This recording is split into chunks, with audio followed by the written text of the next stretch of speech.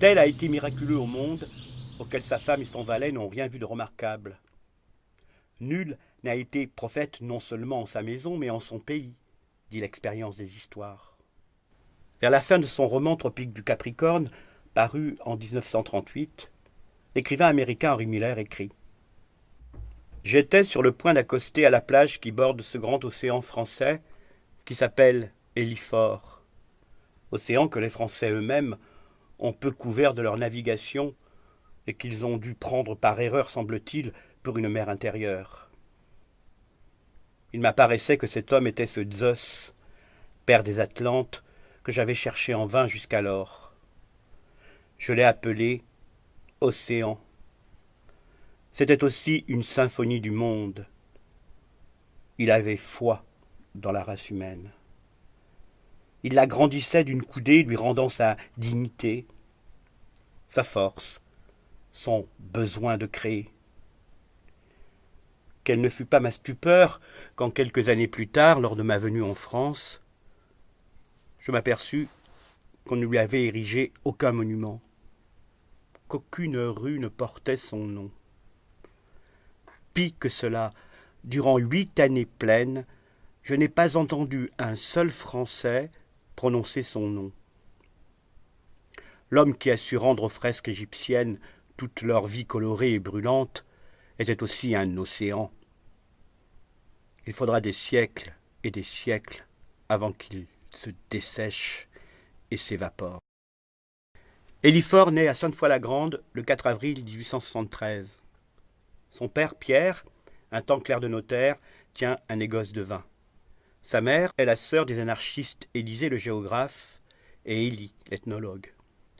L'illustre et sage Élisée lui conseille de se garder de réussir, pendant qu'Élie, son doux parrain, un temps conservateur de la Bibliothèque nationale de France durant la Commune de Paris, lui raconte non sans malice qu'ils descendent de leur voisin Montaigne, comme tous les natifs du canton.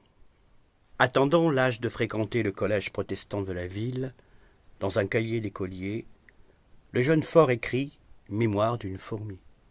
Il poursuit sa scolarité à Paris au lycée Henri IV, ayant pour condisciple un certain Léon Blum et comme professeur de philo Henri Bergson. Piètre étudiant, Élie s'ennuie. L'élite n'est pas encore pour lui. Ses évasions au musée du Louvre lui font découvrir l'univers de l'art dans lequel il ne voit d'abord que des peintures hideuses. Sur les pas de son frère Jean-Louis, qui deviendra un chirurgien renommé dans le domaine de la gynécologie, Hélifort entame des études de médecine. En 1899, âgé de 26 ans, il soutient sa thèse « Essai sur le traitement du lupus par la nouvelle tuberculine de Koch » et commence sa carrière de médecin généraliste qu'il poursuivra jusqu'à sa mort, puis d'anesthésiste dans la clinique de son frère. Le docteur Faure deviendra par la suite un embaumeur réputé. Ce savoir-faire lui procurera une certaine aisance matérielle.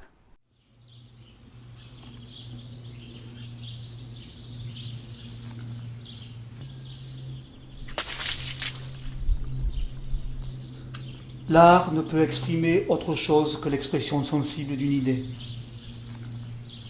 Le film de Godard, Pierrot le Fou, sorti en 1964, débute par ce plan de Belmondo lisant un passage de l'histoire de l'art d'Hélifort sur le peintre Velázquez dans le tome 4, L'art moderne.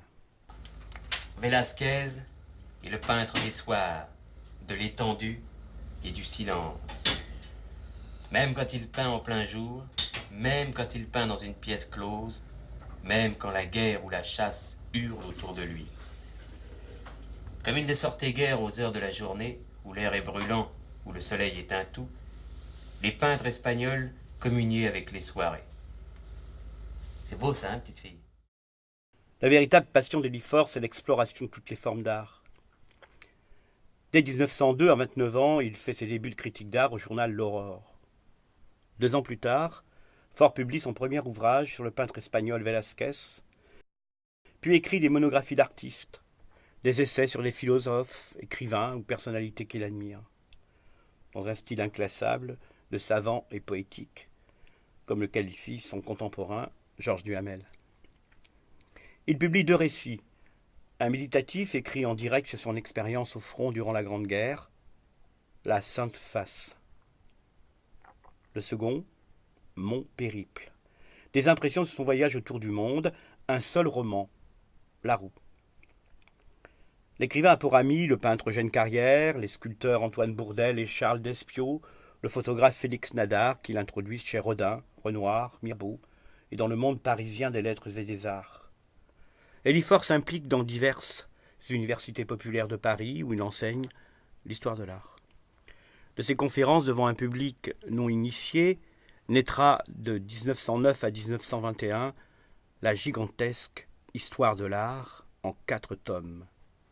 L'art antique, l'art médiéval, l'art renaissant et l'art moderne, qui s'achève en 1927 par l'ouvrage de synthèse L'esprit des formes. Régulièrement réédité, l'histoire de l'art est toujours une référence. En 2010, les éditions Barilla publient les 5 tomes en un seul volume de 1185 pages. L'art et l'homme sont un. Je vais écrire une épopée de l'art et de l'homme. C'est un travail totalement novateur en France, ce domaine étant réservé jusque-là aux historiens allemands. Les ouvrages sont abondamment illustrés. Eliphore aborde cette tâche en autodidacte, s'appuyant sur son sens de la vue. C'est par les yeux et non les oreilles que la vie universelle m'atteint. Je suis un œil. Voir, tout est là. Il se nourrit des œuvres, les digère et les offre au papier. Et c'est bien une épopée poétique, sensuelle et sensorielle, violente, passionnée et lyrique, qui nous rend, dès l'introduction du premier chapitre du tome 1, l'art antique, par cette description de la vallée de la Vézère aux Aiguilles. Paysage primitif qui sent encore la chasse à l'ours et au mammouth au fond des bois épais. La pêche dans les eaux froides et noirâtres de la rivière encaissée. Je ne sais quel parfum de meurtre et d'aurore humaine. Eliphore, esthéticien intuitif, est parmi les premiers à classer les œuvres ethniques relevant alors de l'ethnographie dans le domaine de l'art, tout comme il comprend et défend dans l'arrivée du cinéma la naissance d'un art nouveau. Or, le cinéma n'est ni la peinture, ni la sculpture, ni l'architecture, ni la danse, ni la musique, ni la littérature, ni le théâtre, ni la photographie. Il est le cinéma.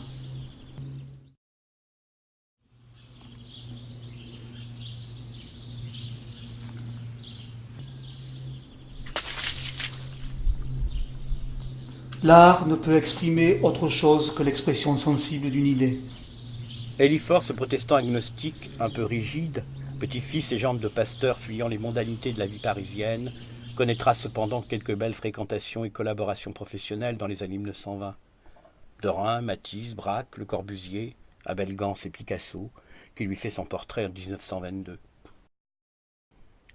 Pour d'autres, ce sera des amitiés plus profondes, avec Chaim Soutine, peintre asocial et secret qu'il considère un temps comme un fils, et dont la porte de la maison familiale de Prat sur les bords de la Dordogne lui est ouverte. Avec Diego Rivera qu'il accueille l'été 1920 en ses terres foyennes. Le plus grand peintre muraliste que le monde ait connu depuis la Renaissance, disait-on de lui. Rivera vit à Paris depuis 1911. Rentrant au Mexique l'année suivante, il abandonne 2 femmes et sa fille en parrainage à Fort, chargée de son éducation. Dans une lettre du 11 janvier 1922, Élie lui écrit « Depuis que tu es parti, il me semble qu'une source de légende d'un monde surnaturel a disparu. Que cette nouvelle mythologie dont le monde a besoin est en train de dépérir. Que la poésie, la fantaisie, l'intelligence sensitive et le dynamisme de l'esprit sont morts. J'ai le cafard, tu vois, depuis que tu es parti. » En 1931, à 58 ans, fatigué de Paris, des hommes, de sa femme, Suzanne Gillard et de sa maîtresse, Eliphore entame un tour du monde qui durera 7 mois. Chaque étape l'embarque dans un tourbillon de réceptions, conférences, fêtes, visites, dédicaces. Ses livres sont traduits dans plusieurs langues. Sur tous les continents, c'est une star.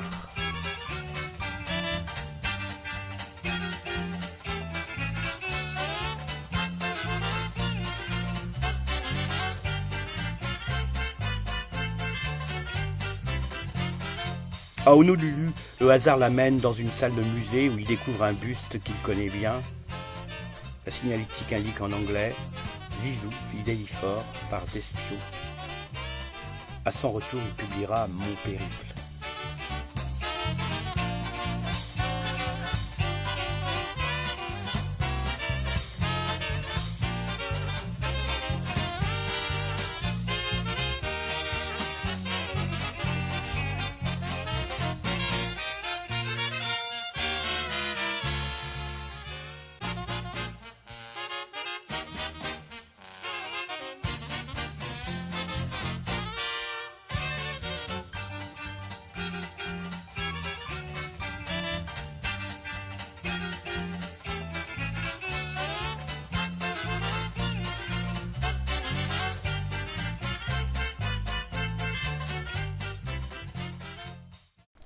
Transformé et conscient de l'arrivée des fascismes, l'ancien Desfrusards, dont la jeunesse a baigné dans les idées libertaires, renoue avec le militantisme révolutionnaire.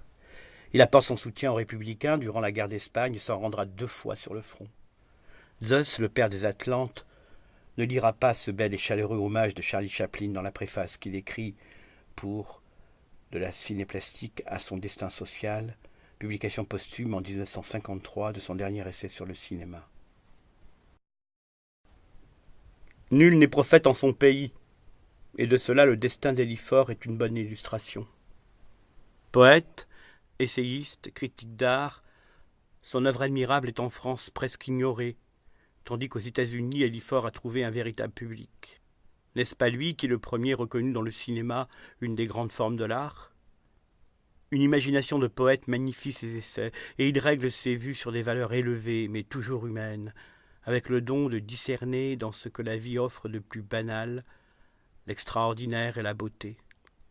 Jadis, dans ma jeunesse, pour me faire une opinion sur le goût littéraire de la culture de quelqu'un, je lui demandais s'il avait lu l'Anatomie of Macaulay de Burton ou les essais d'Éliphore. Le docteur Faure, âgé de 64 ans, meurt le 29 octobre 1937 à Paris. 7 jours plus tard, le Foyen, de retour dans sa terre natale, est inhumé dans le cimetière familial de Saint-Antoine-de-Breuil. J'ai beaucoup fréquenté Charlot, celui de l'écran lumineux, et je prie de croire que je ne plaisante pas le moins du monde si j'affirme que depuis Montaigne, Cervantes et Dostoïevski, c'est l'homme qui m'a le plus appris.